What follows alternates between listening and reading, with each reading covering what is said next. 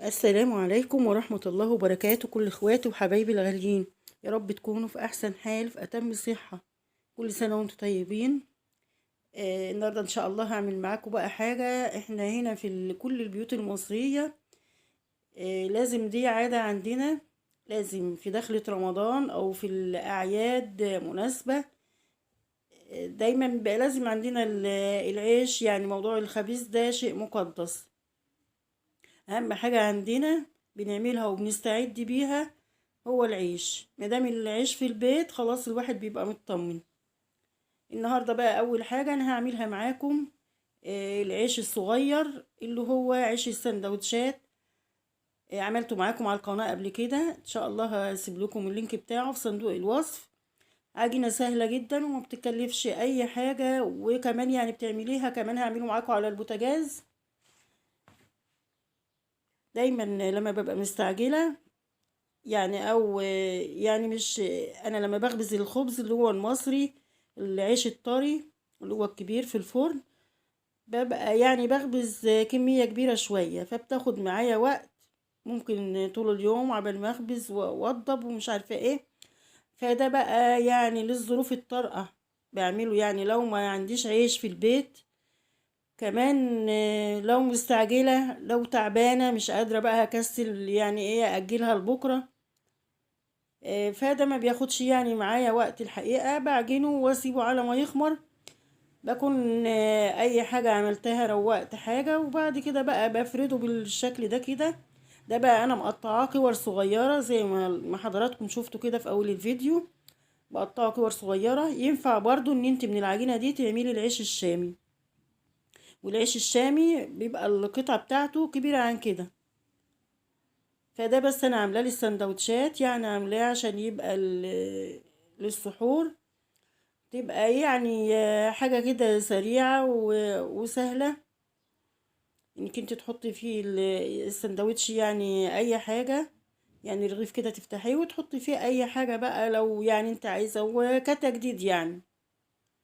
ويبقى حلو قوي في السحور. فانا الحقيقة يعني ما عملتش كمية كبيرة، انا عاملة كيلو. ده بقى يعني بعمله وبحطه في الفريزر، في اكياس كده في الفريزر. يكفي على قد ما يكفي بقى يوم يومين يعني. ولو عايزة اكتر الكمية شوية، بس ايه يعني اعملها على مرات، يعني مش هعجن العجنة مرة واحدة. لانه لما بيقعد كده، اما بتقطعي الكمية كلها ويقعد، فبيعمل قشر على الوش كده، ما بيبقاش حلو يعني. فلو عايزة تعملي كمية مثلا 3 كيلو 4 كيلو، لازم يبقى في معاكي حد يساعدك، يعني هتقطعي العجينة حد يقطع وحد يفرد مثلا ويسوي، عشان العجينة ما تبص منك. هنا زي ما حضراتكم شفتوا سهل جدا، قطعته وسيبته يخمر شوية. غطيته بعد ما خمر بقى، الكور بتاعتي دي بعد ما خمرت، رجعت بقى خدتها فردتها كده على دقيق، وبرضو حطيتها على قطعة قماش نظيفة انا مخصصاها للخبيز، وغطيته برضو لمدة 10 دقايق. وبعد كده بدأت بقى اسوي في الطاسة زي ما حضراتكم شايفين كده. طبعا العيش عندي عشان القطعة بتاعته صغيرة، الطاسة واخدة رغيفين، وعندي ده جريل برضو بسوي فيه، وعلى البوتاجاز اهو من غير فرن ولا اي حاجة. فده يعني انا معتمداه، يعني بقالي فترة كبيرة معتمداه. وبعمل برضو العيش البلدي، بس بعمله طبعا ده انا عاملاه بدقيق اللي هو بنقول عليه الزيرو، او الدقيق الابيض متعدد الاستخدامات. لكن التاني بقى بعمله بالدقيق البلدي اللي هو فيه رد عادي، يعني عملته برضو معاكم قبل كده. شوفوا بقى الجريل واخد 3 أرغفة، وسويته ما خدش معايا حاجة الحقيقة. ده كيلو عمل معايا حوالي 40 رغيف، يعني 38 40 رغيف. كده بقى دوت انا يعني هحطه في اكياس واشيله في الفريزر. وبصوا بسم الله ما شاء الله. ده الرغيف ده احنا بنشتريه بجنيه وربع من بره، بجنيه ونص، وبيبقى رقيق ما بيبقاش بالحجم ده كده. بعد كده كمان ده يوم تاني بقى، انا ما عملتش الحقيقة ما عملتش الاتنين في يوم واحد. ده يوم تاني بقى، الخبز المصري او العيش الطري بتاعنا بقى، اللي احنا هو معظم البيوت بتعمله كمان بالذات في الريف.